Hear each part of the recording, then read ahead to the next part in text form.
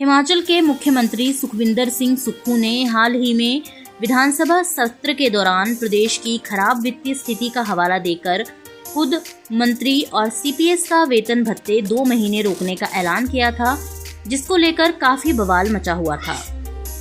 अब मुख्यमंत्री सुक्खू ने अपने बयान से पलटते हुए कहा है कि प्रदेश में कोई आर्थिक संकट नहीं है, बल्कि अनुशासन और सुधारात्मक कदम के चलते उन्होंने अपना मंत्री और सीपीएस के भत्ते रोकने का फैसला किया था, जिसका राजनीतिकरण किया जा रहा है।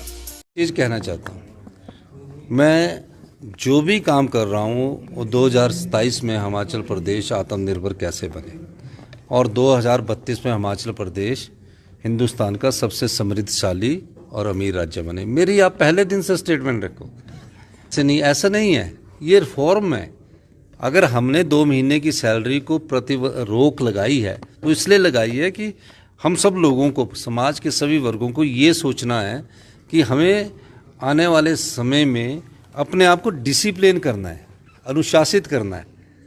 ये एक ऐसी व्यवस्था 40 साल से चल रही है जिसमें सुधार करने की जरूरत है और मैं सुधार कर रहा हूँ। और आपको मैं बताना चाहता हूँ, इस सुधार से हमारी अर्थव्यवस्था में बहुत तेज़ी से सुधार हो रहा है। और ये जो कर्जा बोलते हैं 85,000 करोड़ रुपए का कर्जा, तो इनके समय था 10,000 करोड़ की लायबिलिटी भी थी।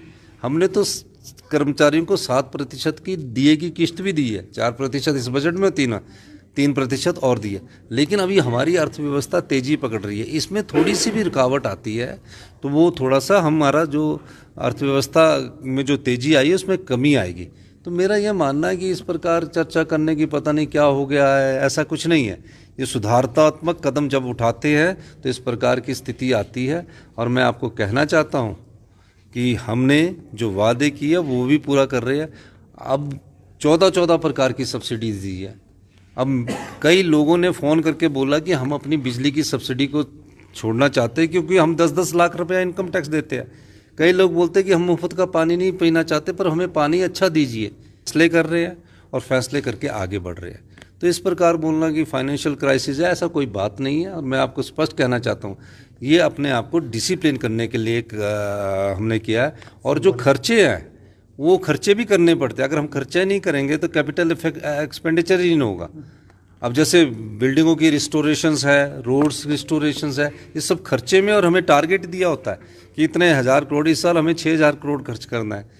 मुझे नहीं लगता कि 6000 करोड़ हम खर्च कर पाएंगे। पिछली बार भी बीजेपी तो कभी खर्च कर नहीं थे, पर हम स्पीड कर रहे हैं, तो उससे भी इकॉनमी को बूस्ट मिलता है और हमारा रेवेन्यू बहुत तेज़ी से बढ़ रहा है। और मुझे खुशी है कि जो हम सुधार कर रहे हैं और जो हम थोड़े बहुत कड़े फैसलों का असर होता है। मेरा सभी वर्गों के, समाज के सभी वर्गों से अनुरोध है कि सरकारी कर्मचारी जहाँ हैं वहाँ किसान भी है, बागवान भी है, मजदूर भी है, महिलाएं भी है, आम लोग भी है।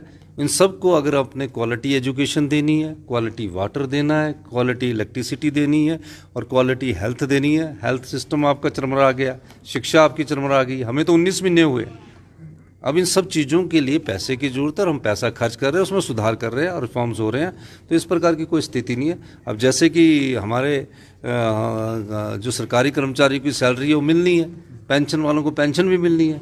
तो 75 साल से ऊपर का एरियर जब हमने 28,000 परिवारों को दे दिया तो और परिवारों को भी मिलेगा। तो थोड़ा वीडियो से जुड़े रहने के लिए धन्यवाद। हमारे चैनल को सब्सक्राइब कीजिए अभी।